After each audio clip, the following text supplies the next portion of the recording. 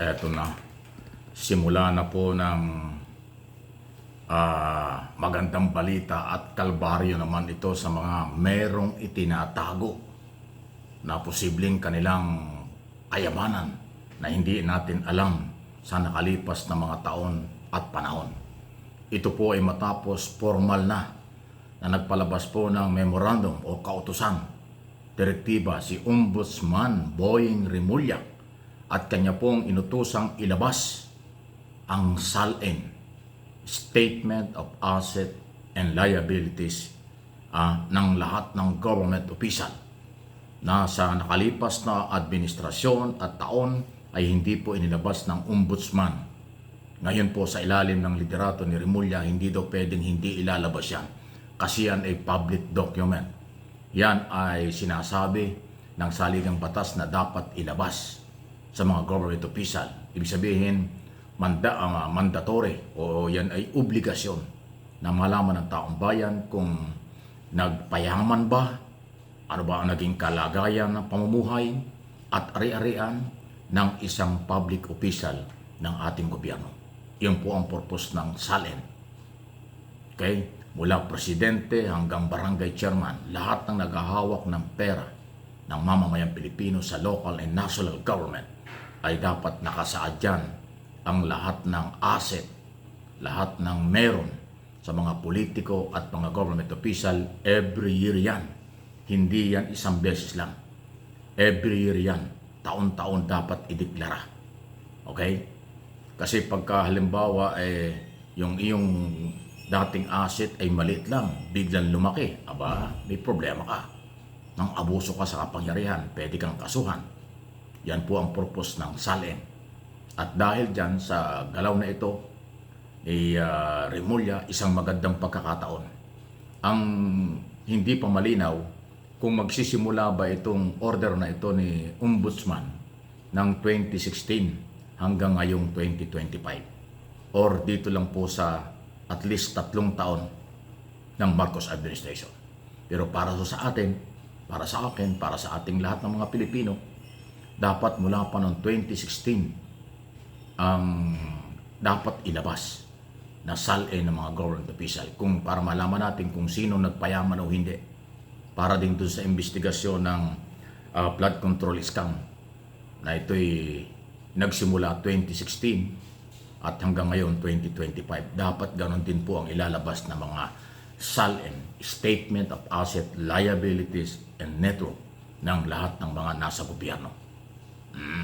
At yung mga hindi nag-declare ng tamang asset, may pananagutan din kayo. Kung nag-declare naman kayo at bigla kayong yumaman, magpapaliwanag din kayo. Kasi yan po ang magiging basehan ng pwede kayong kasuhan. Congratulations and good luck dito sa Ombudsman. Sunod na ating pag-usapan, naku ito, bagong development, kakaiba talaga ito ha. Yung pong na-file na kaso na ngayon ay nasa Sandigang Bayan na pero hindi pa gumagalaw. Hindi pa ho nakakaroon ng hearing, nakapile pa lang. Pinawi-withdraw na po ni Ombudsman Remulla. Alam niyo kung bakit? Gusto niyang reviewin. Gusto niyang tingnan mabuti ang dokumento. Matibay ba ang ebidensya? Kasi po ang galaw ni Boying Remulla, ni Ombudsman, kahit nung nasa DOJ pa, huwag tayong basta-basta nagpapail ng kaso kung walang sapat na basihan at matibay na ebidensya dahil baka ma-dismiss. So ang tinitiyak po ni Ombudsman, matibay at malakas na ebidensya para hindi ma-dismiss ang kaso dito ho sa controversial na Parmali. Ito po yung company na di umano isangkot sa graft in corruption o overprice sa mga binili ng nakaraang gobyerno dun po sa mga pagharap sa problema ng COVID. Bilyon-bilyon po yan.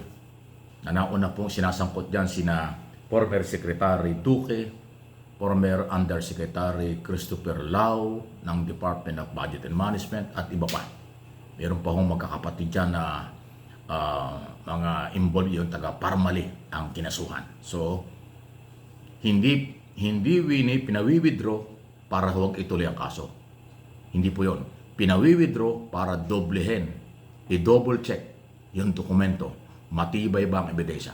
Kapag kasi mahina ang ebidensya, ay dapat palakasin. Yun po yung kailangan yung case build-up.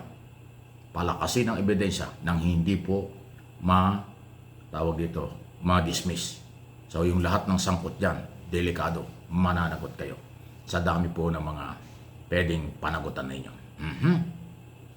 Samantala, ganun. Ito maganda-gandang balita ito. Hindi po sang-ayon si former Secretary Singson, member ng ICI, Independent Commission for Infrastructure, na gawing state witness ang mga kontraktor, mga district engineer ng DPWS o yung mga sangkot sa korupsyon na bilyon-trilyon. Ayan maliwanag hindi sang-ayon sa kanyang pananaw, sabi ni Secretary Singson, dahil nakinabang itong mga ito. Nagpasarap sila sa buhay, bakit gagawing state witness? Lahat sila dapat niya ay makalaboso, dapat makulong at bawiin ang lahat ng kayamanan na nasa kanila na galing sa pera ng mamamayan. So yan po yung magandang balita. Malayo ito doon sa galaw ni Marcoleta. Alam mo naman si Senator Marcoleta, pinipilit niyang sa ilalim sa Witness Protection Program at gawing state witness itong si Diskaya na merong 8 o 9 na kontraktor o company na nakakuha ng bilyon-bilyong kontrata sa pamahalaan mula ng 2016 hanggang 2025 bago nabuko ang scam ng i-expose ni Pangulong Marcos Jr. So ayan po, hindi daw dapat maging state witness sila. Sila ho ay akusado, principal na akusado. Yan ang sinasabi ng isa sa mga member ng komisyon. Magandang balita po ito. Kaya iyak dito si Marcoleta. Hindi ko rin alam kung bakit siya pinipilit niya yung kampihan. Matapos nga pumutok tuloy yung balita na independent director ng isa sa mga insurance company na nagahawak sa mga company Diskaya ay si Mrs. Marcoleta, yung asawa ng senador. Naloko na. Ayan po yung nangyari. Pero ngayon, ang sinasabi ni former Secretary Singson ay sila'y nakinabang, madalit sabi nagpasarap sa buhay, nagkamal ng maraming pera at kung ano-ano pa. Ari-arian dahil sa pera ng bayan, bakit natin gagawin testigo? Hindi yung testigo, akusado. Ayun, okay? So, wala pa akong katiyakan kung sino ang magiging state witness ngayon. Ang mga kontraktor at mga district engineer ay nasa Witness Protection Program na atin din tinututulan kasi bakit sila binibigyan pa ng security ng gobyerno.